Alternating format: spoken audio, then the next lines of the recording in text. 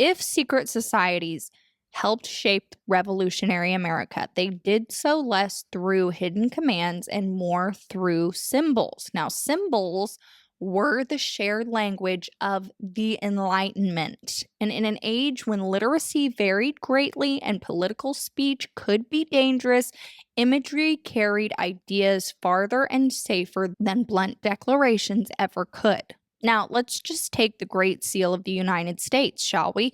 This was approved in 1782, and it features an unfinished pyramid, an all seeing eye, Latin phrases, and a deliberate sense of ancient gravity. Now, I myself have been a bit wary of this imagery because it seems interesting, and to most modern viewers, it still does trigger quite a bit of speculation.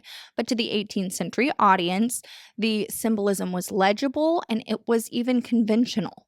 Now, the unfinished pyramid was supposed to represent a nation still under construction. It was stability without stagnation, strength without tyranny. That's what they say. Now, the eye above it was not a surveillance metaphor, again, allegedly, but a familiar Enlightenment symbol for providence and reason watching over human effort. Okay.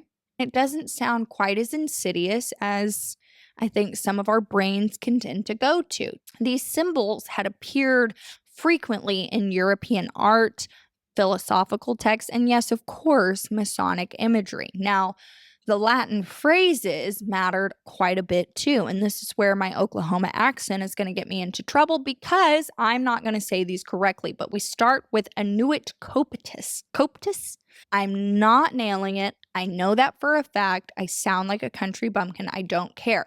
What this means is that he favors our undertaking. All good and well. Second Latin phrase coming at you now. This is Novus Ordo Seclorum.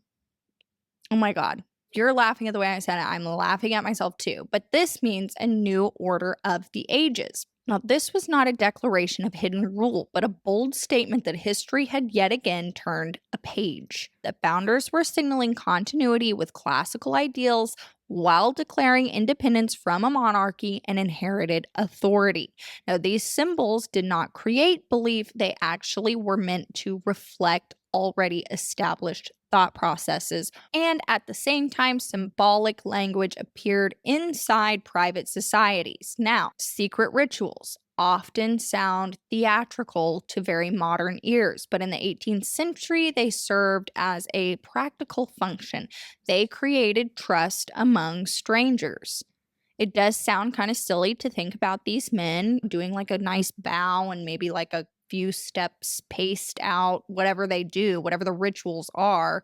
And it sounds very sinister. However, it was really used as a way to bond people together who had never met before but knew that everybody was on the same page in that room. There were a lot of men who came from very different colonies, different churches, different economic classes, and rituals offered a neutral ground for them to sit and debate and ponder together as a group, and it stripped away titles and replaced them with a shared experience. Everyone heard the same words and everyone made the same commitments. And the overarching theme that everyone was reminded of was that character mattered more than rank. Once again, this was crucial and mattered tremendously in revolutionary America. The movement brought together merchants and farmers, lawyers and printers, aristocrats and laborers. Now, these are all people who wouldn't naturally trust someone or maybe even associate with each other. Ritualized allegiance offered a shortcut to confidence. This was not meant to be blind loyalty, but mutual accountability. When a Mason called another man brother, or when members of a political club swore discretion, they weren't pledging obedience to a shadow authority.